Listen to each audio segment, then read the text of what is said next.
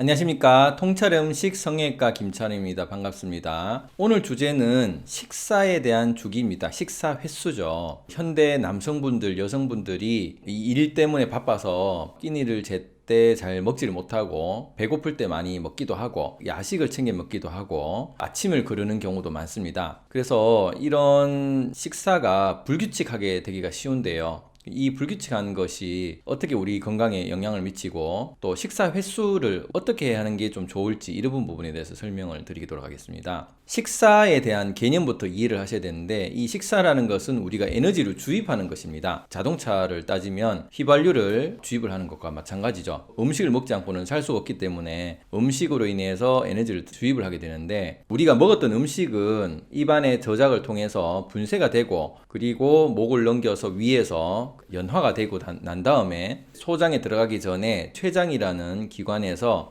여러 가지 소화 효소를 많이 뿜어댑니다. 그래서 단백질, 지방, 탄수화물을 이제 녹이게 되는데요. 췌장이 우리 몸에서 이런 소화 효소를 작동했었을 때 실제 소장으로 음식이 에너지가 들어가서 우리 몸 피로 들어가게 되는 거죠. 결국 췌장과 담즙에 의해서 우리가 먹었던 음식물이 피로 들어가게 되는 췌장이 대사기관이 되는데요. 그래서 췌장은 언제 일을 하냐면은 음식이 들어왔을 때 일을 한다. 그런데 우리가 이 음식이 들어왔을 때 췌장이 일을 하게 되는데, 어떨 때는 먹어야 되는 시기지만 배부르다고 안 먹고, 어떨 때는 안 먹어야 되는 시기지만 배고프다고 먹고, 이렇게 되면 췌장으로서는 상당히 피곤한 일이 생깁니다. 예를 들어서 우리가 퇴근 전에 갑자기 많은 양의 분량을 주면서 일을 하라고 하면 굉장히 곤혹스러워하고 피로하게 될 수밖에 없겠죠. 똑같이 췌장도, 우리는 눈과 입은 야식을 먹어서 통닭이라든지 피자를 먹으면 즐겁지만 췌장은 소화와 대사기관으로서 밤에 갑자기 일을 하게 되면서 밤에 혈당을 올리게 되고 그 남은 에너지가 움직이지 않다 보니까 고스란히 지방으로 들어가게 될 수밖에 없는 그런 구조를 가지고 있습니다. 그래서 췌장이 규칙적으로 나오게 되면 몸이 훨씬 더 가벼워지고, 우리 몸이 항상 이 시기면 음식이 들어온다고 생각하고 위라든지 소장이라든지 췌장이라든지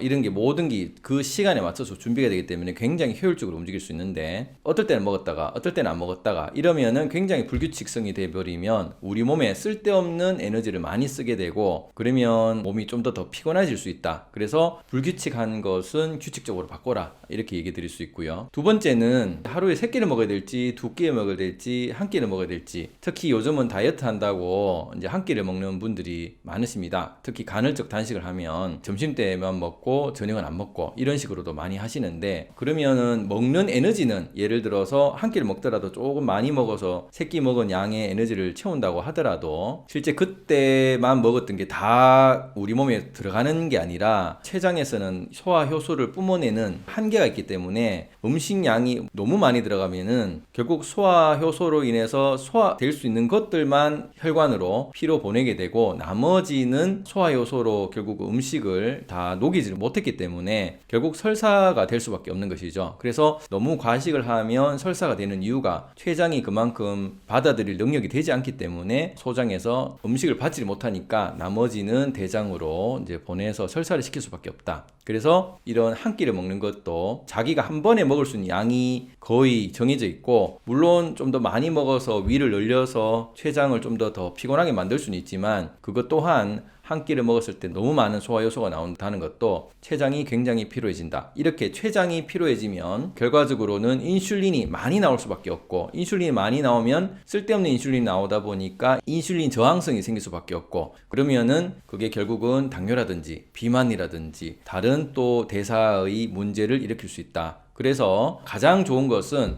우리가 선조 때부터 꾸준히 해오던 하루 3끼가 가장 좋다. 특히 아침을 걸렀을 때 첫 시작에서 시동을 걸지를 못한 상황에서 일을 하게 되면 우리 몸이 전혀 준비가 되어 있지 않은데 바깥에 몸을 움직인다면은 훨씬 더 에너지가 과소비될 수밖에 없는 것이죠. 그래서 아침을 꼭 챙기시고, 그리고 하루 3끼를 규칙적으로 드시는 게 가장 중요하다. 그러면 이렇게 불규칙적으로 먹으면 어떤 일이 생기냐면은 결국 장에 있는 세로토닌 형성이 제대로 되질 않고, 세로토닌 형성이 되지 않으면 우리 몸에서는 마음이 편안하다 이런 부분이 없게 되고 좀 더 불안하게 됩니다. 우리가 장의 세로토닌이 80% 그리고 뇌에는 약 20% 있는데요. 결국은 잘 먹어야지 장이 움직이면서 이런 세로토닌이 나오게 되는데 불규칙하게 먹으면은 결국은 정신적으로 불안해지기 때문에 심리 불안이 좀 더 생길 수가 있고요. 결국 먹는 것이 불규칙하다는 것이 정신적으로 스트레스 받게 되고 심리 불안으로 이어진다. 그래서 대부분 정신질환을 앓고 있는 사람들은 첫 번째 식사가 굉장히 불규칙합니다. 그리고 자는 시간이 굉장히 불규칙하게 되죠. 그래서 정신질환이 있는 사람이 이런 불규칙한 생활 습관 때문에 생겼기 때문에 내가 이렇게 불규칙하게 먹는다는 것은 결국 정신질환으로 가는 그런 단계를 밟고 있다. 이렇게 이해하시면 되기 때문에 지금 이 영상을 보신 분이 혹시라도 회사 일 때문에 아니면 배고프지 않아서 아니면 배고파서 끼니를 단순히 배를 채우는 용도로만 쓰셨다면 이게 우리 몸을 돌리는 중요한 에너지이고 규칙적으로 들어가야지 효율적으로 움직일 수 있기 때문에 지금부터 규칙적으로 하루 3끼를 꼬박 드셔서 이 에너지를 받아서 생활의 건강을 유지하시기 바랍니다. 감사합니다.